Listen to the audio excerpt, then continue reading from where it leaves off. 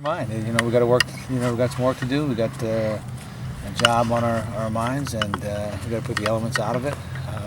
Obviously, been a lot nicer to practice in warmer weather, but one of those things where you only have 3 weeks to get ready for your first game. So, regardless of the weather, you got to get some work done. Several of your players have commented on how this is such a close-knit group. I mean, they're already talking about that sort of on day one. I realize they've been together, but as the head coach, that's got to be a really good sign. Really good team chemistry, and I like the feeling of this group. We work extremely hard. They're very dedicated to each other. You know, they're very loyal to each other. I think we got a really good team feeling about it, and we just got to keep everybody healthy and everybody working hard toward their goals and everybody pushing each other in their program. And if we can do that, we'll have some inter-team competition, which will take us to another level, I think. And got some tough decisions to make between now and February 14th. Obviously, you've got a bulk of your pitching staff back. You've got 8 of 9 position starters. Certainly, expectations have to be pretty high out here. Well, they're always high. You know, they're always high in my mind, and you know, we've got some kids returning. We've got some good incoming players. We've got some good sophomore class, junior class kids, and some kids who decide to come back that are seniors, and our freshmen are going to make some contributions to us. And at all positions, we've got a little mixture of youth, inter-team competition, and experience in both the infield, outfield, catching positions, pitching staff. So it makes for an interesting start.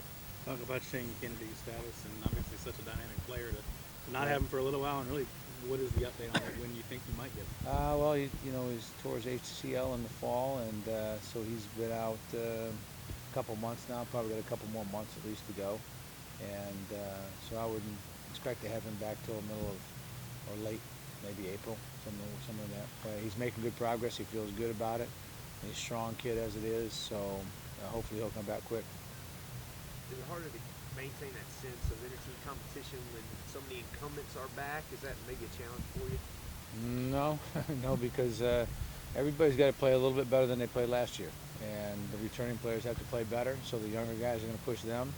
If they don't, then the younger guys are ready to play.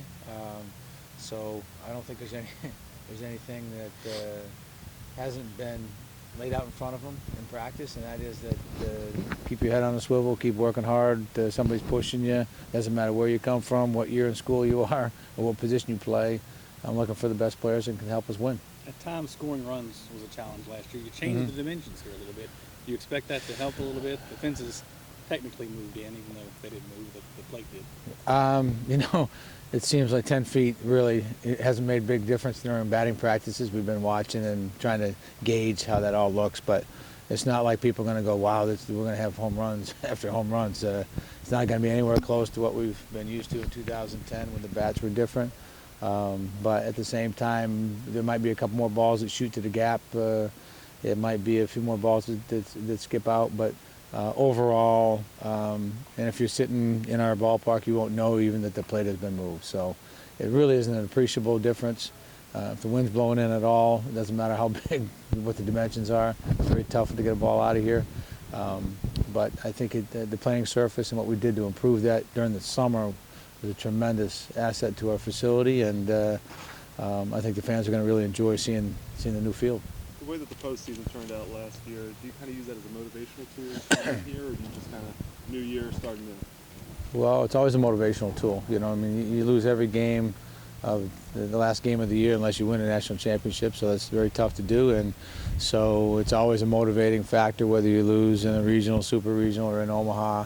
It always stinks getting on the bus and starting over again. So it's always a motivating factor, but at the same time, every year is new. And I got a bunch of good players out here that are motivated to get to Omaha and play for the national championship, and they've got the right attitude, and we're all on board together.